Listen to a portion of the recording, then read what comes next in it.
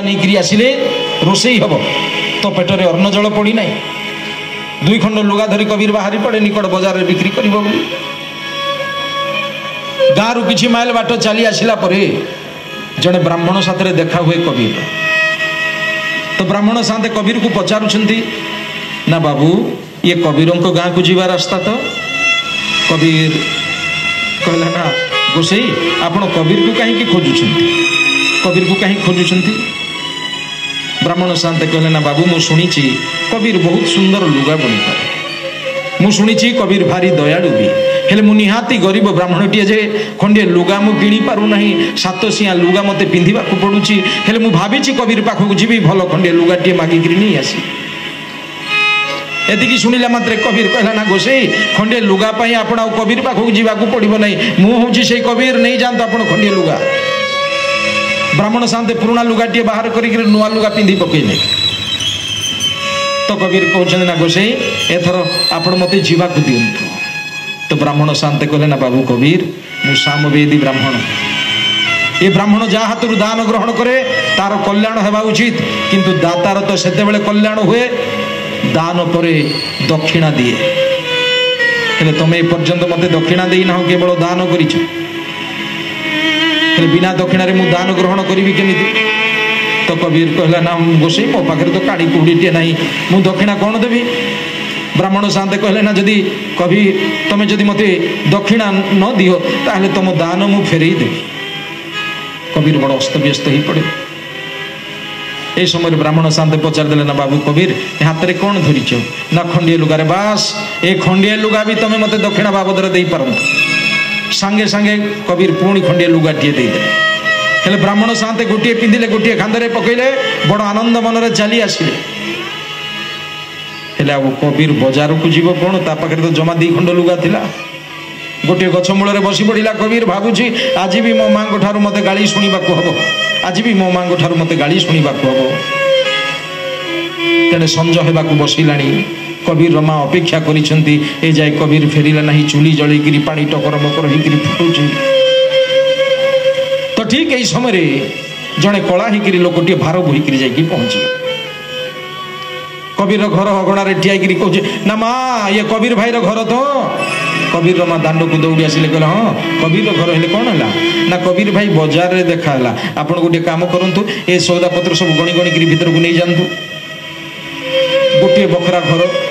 घर सारा जिनिस पत्र भर्ती हो गला आहा प्रभु नेला बेले गोटे हाथ में नियंती आउ देला बेले कोटिए हाथ में प्रभु फेरे दियंती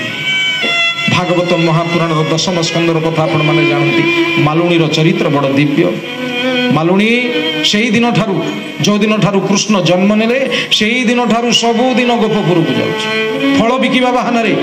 हेले उद्देश्य कोन ना कृष्णकर दर्शन करी 3 वर्ष काल बीतीगला कृष्ण दर्शन दौना सबुदिन पर आज भी मालुणी जाइछि गोपपुर रे फल मेलिकी बसी आ कहूँ ना प्रभु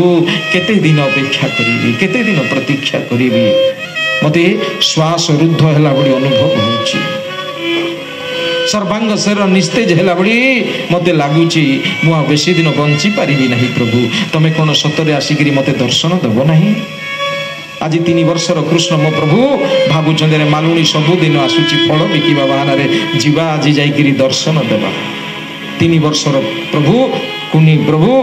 कुनी पादरे चली चलिकी आसुछंती ठुमुकु ठुमुकु चली जाए मालुणी चाहिदेला प्रभु को दूर आहा आनंद अश्रु बहीगला प्रभु यही चली यही ठाणी देखी बोली 3 वर्ष काल है मु प्रतीक्षा करिछि अपेक्षा करिछि केते सुंदर प्रभु कृष्ण चली आसिले आ फल जेते बेले मागिले मालुणी कहले ना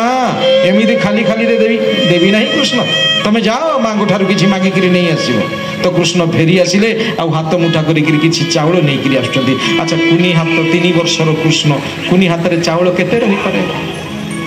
जेते बेले कृष्ण आसिले कहले कोठी थोइबी कोठी रखिबी तो मालुणी कहूछि ना प्रभु एई डाला रे आपण अजाड़ी दियंतु खाली थिबा डालाटी देखई देले मालुणी सेठी प्रभु हाथ खोली देले केते दाना थिबा छुटिया हाथ कुनी हाथ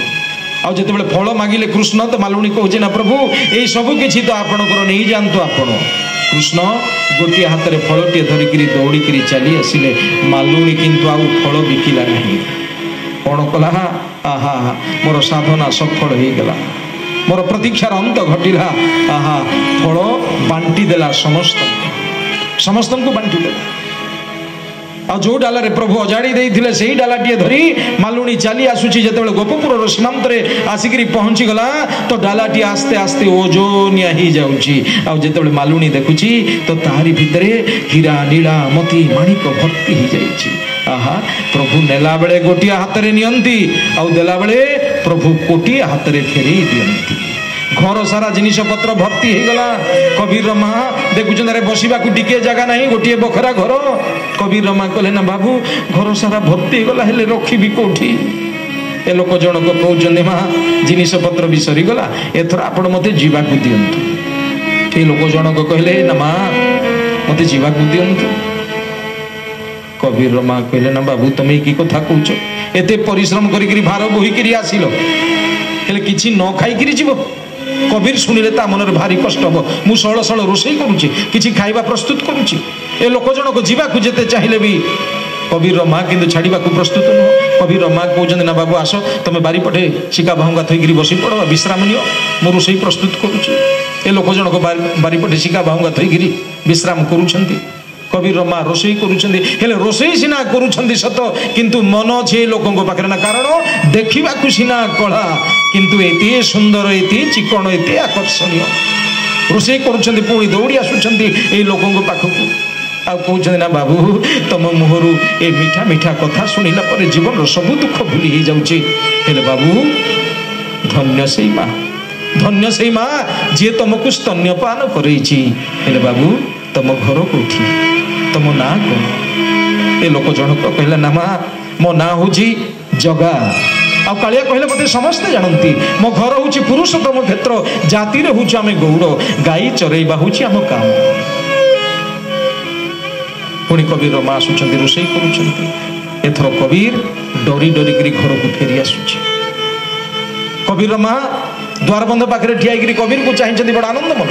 कबीर आश्चर्य होगा अरे मु खाली हाथ में फेरी आसुची तथापि माँ एत खुशी चाहिए कारण कौन जो द्वारबंध पाखे आसी कबीर पहुंची गला तो कबीर माँ कहते ना बाबू कबीर आज तोर भल बेपार होना रे बाबू आज भल बेपार होना आज पर्यंत एत सौदा तू केबे नहीं आसी नथिलु आज प्रथम थर तू एत सौदा नहीं आसी एतिकी शुणिला मात्र कबीर पाद तलू पृथ्वी घसीगला भली लगिला एते सौदा भल बेपार ना तुम्हें कौन कहवाक चाहूच कबीर माँ कहते बाबू कबीर तू बोधे मत ठगिबा चेष्टा करुचु ना रे बाबू ठगिबा चेष्टा करुचु हेले सेही लोक किंतु मते सब कही देइछि ता मुहरु सब सत कथा शुणिछि मु हेले को लोक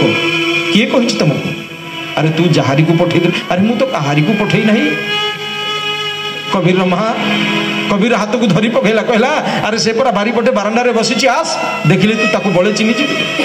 कबीर को जतबे टाणी टाणी बारीपट को नहीं आसिले जतबे बारीपटे आसिकरी पहुंची गले तो देखुछंती ना अछि सेही लोक ना अछि शिका बहुला तो कबीर कहला ना माँ कहीं से लोक कबीर माँ कहले ना बाबू कबीर से तो एठी बसीथिला रे एठी बसीथिला हेले देखिबा कुसिना से कला किंतु एते सुंदर एते आकर्षणीय एते चिकन हेले ता ना कहला पड़े जगा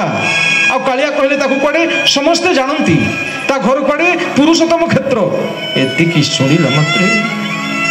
कबीर भो भो होकर कांदी माँ को जाबुड़ी धरी पकेले कहले ना माँ ताहले तुम जगन्नाथ को दर्शन करिच जगन्नाथ स्वयं बार बोहिकी एठिक आसीथिले हेले तुम जीवन जन्म सफल हो गला माँ तुम जीवन जन्म सफल हो गला मु प्रभुंकर दर्शन पाई पारली नहीं मु प्रभुंकर दर्शन पाई पारली नहीं केमिति बा दर्शन पाई थांती केमिति बा दर्शन पाई थांती मु तो मो ज्ञान अहंकार अंध ही भगवान को केवल निराकार रूप में भाविची हेले आज मु जानी पारुची से भगवान राम भी ही पारंती कृष्ण भी ही पारंती से जगन्नाथ भी ही पारंती हेले मु जानी पारुची ब्राह्मण रूप रे जे मो हाथ दुई खंड लुगा नहीं गला से किंतु अन्य कहीं नुह से निश्चय प्रभु श्री जगन्नाथ हेले प्रभु तुमको एते पाखरे पाइला पर भी मु चिन्ही पारली नहीं मु तुमको जानी पारली नहीं, मु तुमको नमन करी पारली नहीं, हेले आउ नुह प्रभु मु जीवी श्रीक्षेत्र धाम को, मु जीवी श्रीक्षेत्र धाम को। हेले जेतेबेले भक्त भगवान को स्मरण करे तो भगवान भी भक्त को स्मरण करते। राजा गजपति आज